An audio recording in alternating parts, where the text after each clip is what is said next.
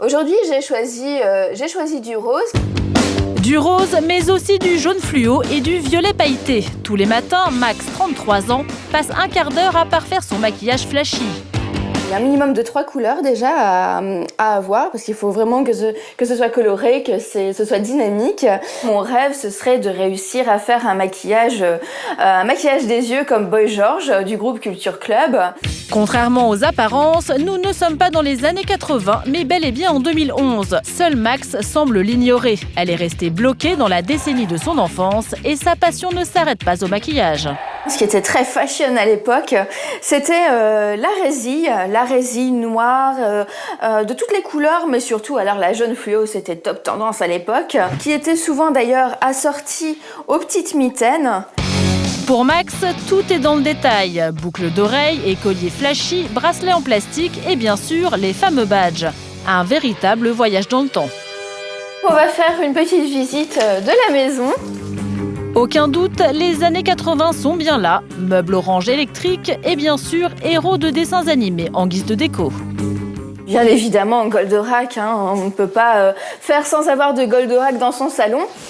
Même le matériel hi-fi est d'origine. Télévision, console de jeu et bien sûr radiocassette. Côté déco, on n'est pas déçu. Poster des vedettes de l'époque, masque de Casimir et le must. Une poupée à l'effigie de Candy, l'héroïne qui a marqué toutes les petites filles des années 80. Là, ça m'apporte beaucoup d'énergie et beaucoup de bonne humeur aussi. Cet engouement pour les 80s, Max le partage avec des milliers de mordus comme elle.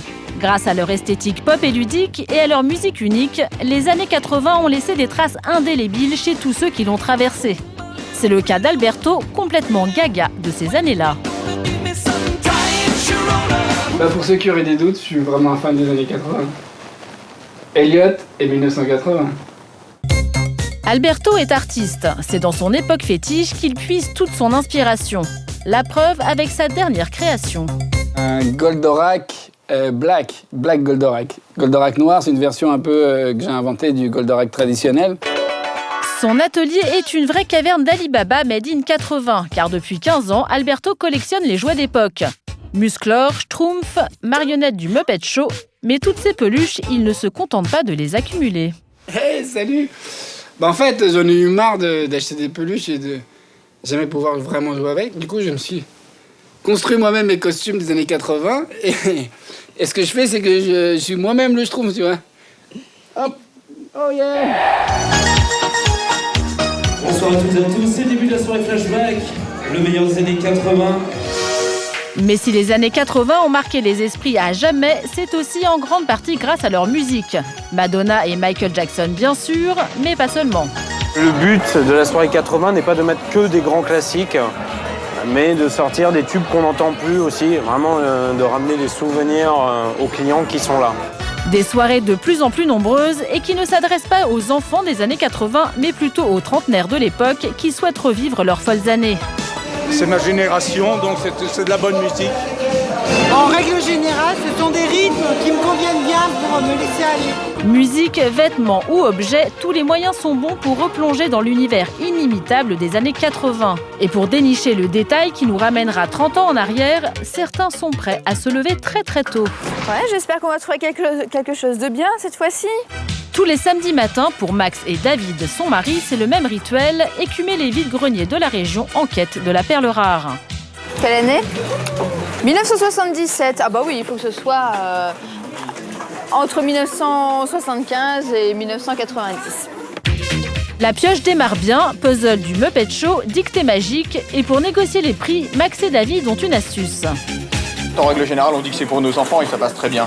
Les prix s'envolent moins quand on dit que c'est pour nos enfants plutôt que quand on dit que c'est pour collectionner. Car ces objets collecteurs ne sont pas donnés. Sur les brocantes ou les sites de vente aux enchères, comptez 40 € pour une figurine Goldorak, 20 € pour un lot de masques Casimir. Et attention, certaines pièces peuvent monter très très haut. Exemple avec cette poupée Candy à 170 €.